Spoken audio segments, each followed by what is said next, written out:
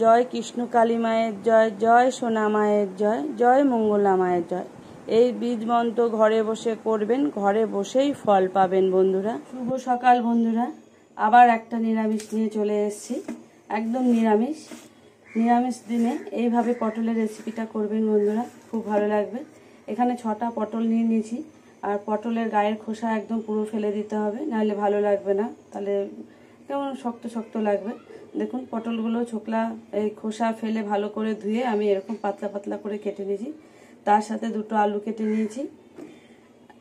পটল আর কাঁচা লঙ্কা দিয়ে আমি পটলটাকে মিক্সিতে পেস্ট করে নেব। আর এই রেসিপিটা রান্না করতে আমার কি কি লাগছে, এখানে লাগবে আমার জিরে, হলুদ, লঙ্কার গুঁড়ো, আর এখানে আদা নিয়ে নিয়েছি, আর এখানে একটা টমেটো নিয়ে নিয়েছি।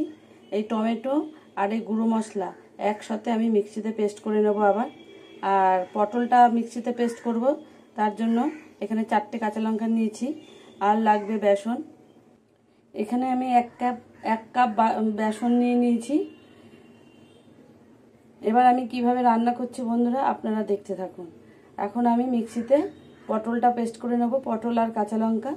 এই দেখুন পটল আর কাঁচা লঙ্কা আমি নিয়ে নিয়েছি, এটা মিক্সিতে পেস্ট করব। এই দেখুন মিক্সিতে পেস্ট করে নিয়েছি। আর পটলে কিন্তু জল দিয়ে পেস্ট করবেন না, পটল থেকে জল বেরোবে। এবার আমি গুঁড়ো মশলা, টমেটো, আদা, শুকনো লঙ্কা সব একসাথে মিক্সিতে আবার পেস্ট করে নেব। এবার এই পটলের মিক্সিতে যে পটলটা পেস্ট করে নিলাম, এই পেস্টের মধ্যে এবার দেবো পরিমাণ মতো নুন, এবার হলুদ, এবার 1 কাপ বেসন নিয়েছিলাম, বেসনটা দিয়ে দেবো। এবার বেসন দিয়ে ভালো করে পটল দিয়ে মেখে নেব।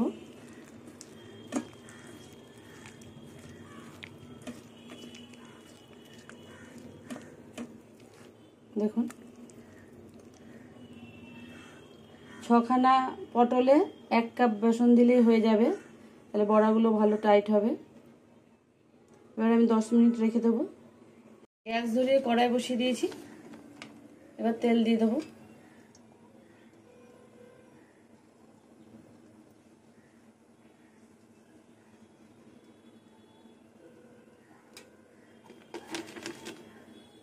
তেল গরম হয়ে গেছে, এবার আমি বড়াগুলো ভেজে নেব। দেখুন এরকম বড়ার মতন দেব।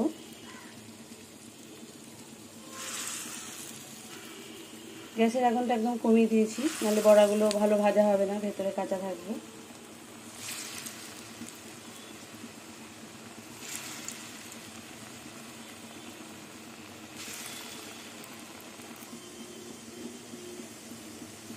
বড়াগুলো একদিকে ভাজা হয়ে গেছে, বড়াগুলো উল্টিয়ে দেবো।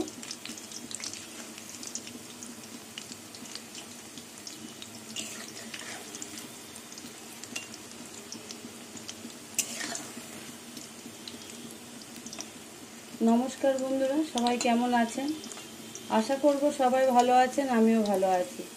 যে যেখান থেকে আমার ভিডিওটা দেখছেন সবাইকে অসংখ্য ধন্যবাদ।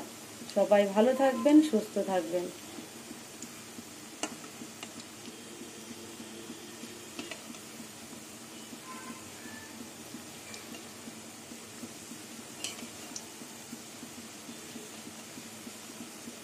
বড়াগুলো এরকম লাল লাল করে ভেজে নেব।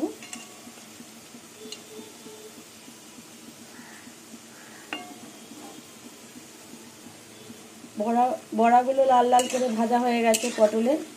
এবার বড়াগুলো তুলে নেব। এইভাবে সব বড়াগুলো ভেজে তুলে নেব। খেতে কিন্তু বন্ধুরা খুবই ভালো লাগে, নিরামিষ, মাছ মাংস কিছুই লাগবে না এই রেসিপিটা থাকলে। এবার তুলে নেব। এবার ফোড়নে দিয়ে দেবো জিরে, তেজপাতা, একটা শুকনো লঙ্কা।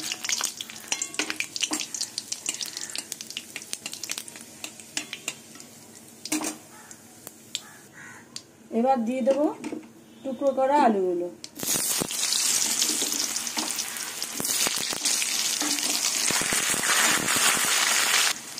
এবার দিয়ে দেবো পরিমাণ মতো নুন। এবার নুন দিয়ে আলুটা ঢেকে ঢেকে ভেজে নেব, আর গ্যাসের আগুনটা একদম কমিয়ে দেবো।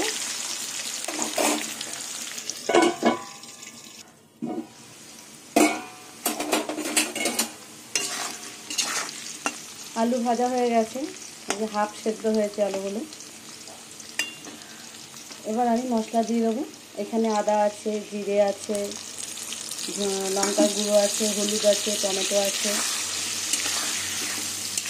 এবার এই মশলা দিয়ে কষিয়ে নেব। মিক্সি বাটি ধোয়া জলটা দিয়ে দেবো।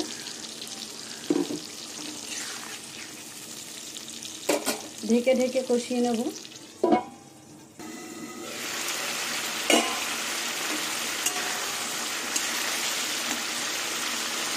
আলু সেদ্ধ হয়ে গেছে।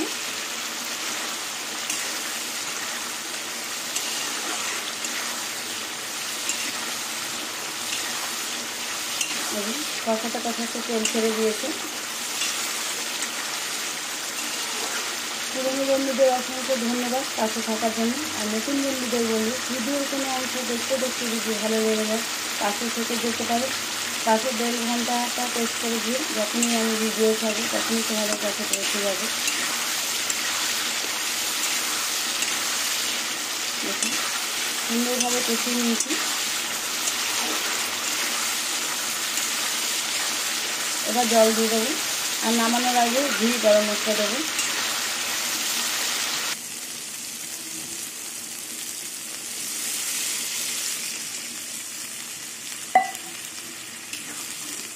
জল বেশি দেবো না, রসা রসা হবে। এবার ঢেকে দেবো। ঝোল ফুটে গেছে। এবার পটলের বড়াগুলো দিয়ে দেবো, আর ঢাকবো না।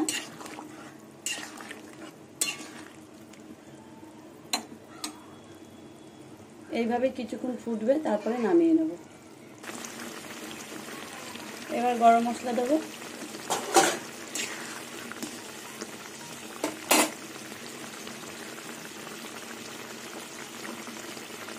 এবার 1 চামচের মতন ঘি দিয়ে দেবো।